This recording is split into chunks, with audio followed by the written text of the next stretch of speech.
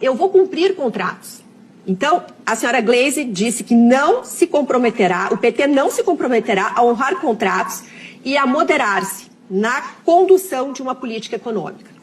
E ela, inclusive, diz que vai romper teto de gastos, pretende-se romper teto de gastos, vão rever todas as privatizações, rever, inclusive, a autonomia do Banco Central, que é algo que os incomoda muito. Claro, eles precisam servir aos banqueiros. Enquanto tem uma autonomia do Banco Central, a competição dos bancos com as fintechs e que beneficia todos nós vai continuar e vai até aumentar, porque tem ali toda uma estratégia. Então, eles querem destruir os pilares da responsabilidade fiscal.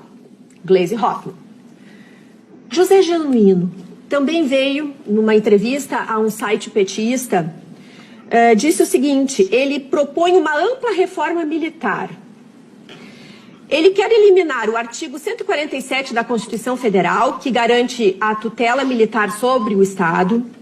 Ele propõe uma reforma dos currículos militares, uma reforma na formação dos militares brasileiros, incluindo o fim dos colégios militares. Ele propõe uma reformulação ampla das Forças Armadas sobre o comando político. Também quer uma força latino-americana contra os Estados Unidos. Quer uma quarentena a quem ocupa a função pública e a retirada total do que ele chama de excesso de militares no governo executivo e comenta o excesso do poder do presidente Bolsonaro nesse sentido. Aspas, o governo Lula tem que quebrar várias tutelas. A primeira é o Exército. A segunda é a do Ministério Público Federal. E a terceira é a do Banco Central Independente. E a quarta é o teto de gastos.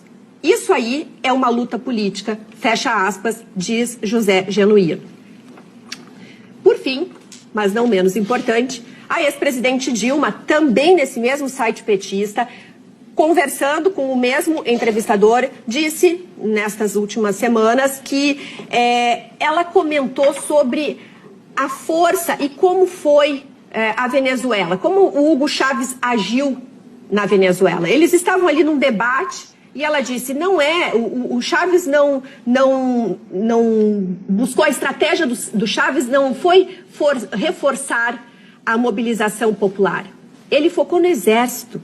Ela diz, o Hugo Chávez não tem, ele mesmo disse que não tem empresários na Venezuela e diz que a estratégia de poder da Venezuela está no controle das Forças Armadas. Abre aspas, Dilma disse, onde tiver exército, nunca acredite que as mobilizações paramilitares decorrem sem a cumplicidade dele, fecha aspas.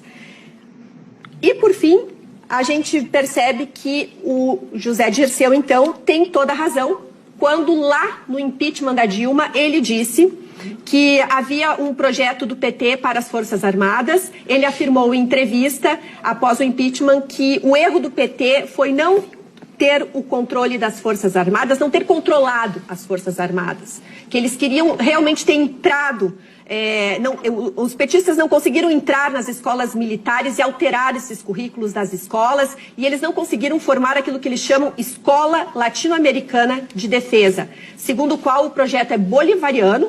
A sede seria no Equador, os professores seriam venezuelanos e cubanos e levariam para lá jovens oficiais brasileiros para serem doutrinários para a defesa da América Latina continental unificada. Bom, eu estou trazendo tudo isso porque nós precisamos sim observar que o PT se sente muito seguro, acredita realmente na força das pesquisas que os colocam já praticamente vencendo.